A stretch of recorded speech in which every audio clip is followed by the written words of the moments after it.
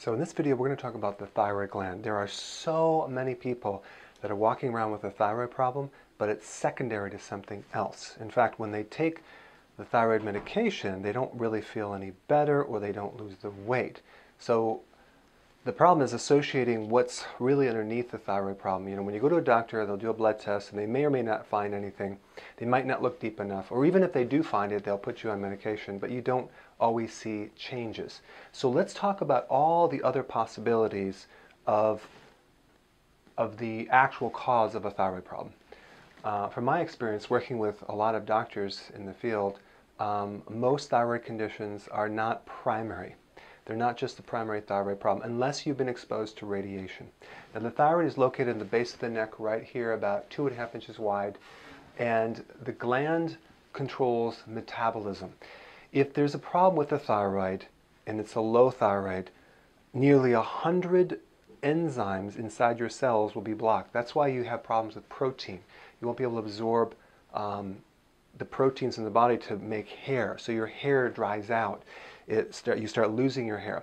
You get vertical ridges on your nails. You have loose skin right here and right here. You gain weight all over, not in any one location. You get cold feet. You have to wear socks to bed at night. You have problems with depression.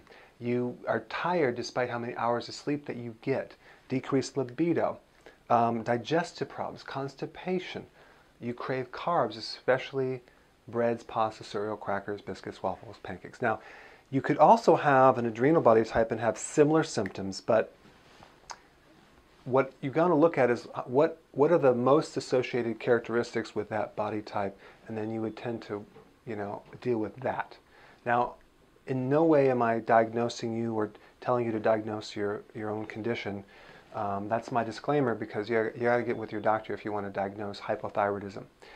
I'm just giving you information to understand the associated symptoms of the thyroid in relationship to other causes. Okay, so number one, the liver converts the thyroid hormones. So in other words, if you look at the T3 and T4, the number on that T or T3 or T4 represents the number of iodine molecules that are on that hormone.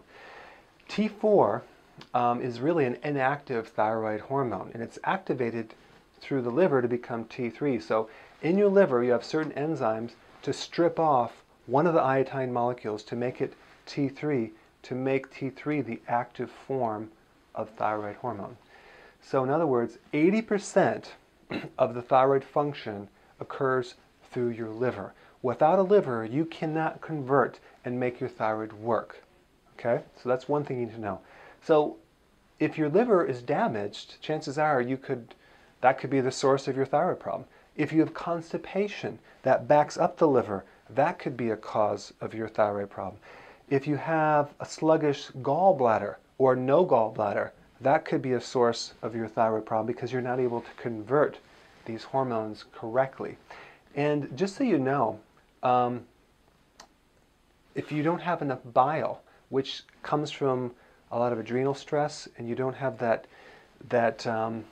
substance called bile, which helps you break down fats, for one reason or another, you won't be able to concentrate the iodine to make this thyroid thing work too. So many times you might have a good liver, but just not enough bile production, and that alone could influence the thyroid.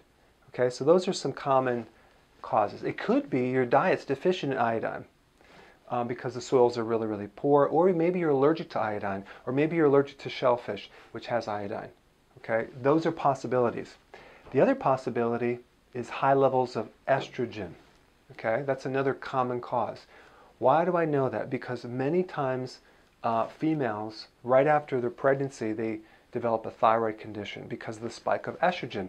Or women that have thyroid problems usually have high levels of estrogen coming from heavy periods, or heavy crampy periods, or painful periods.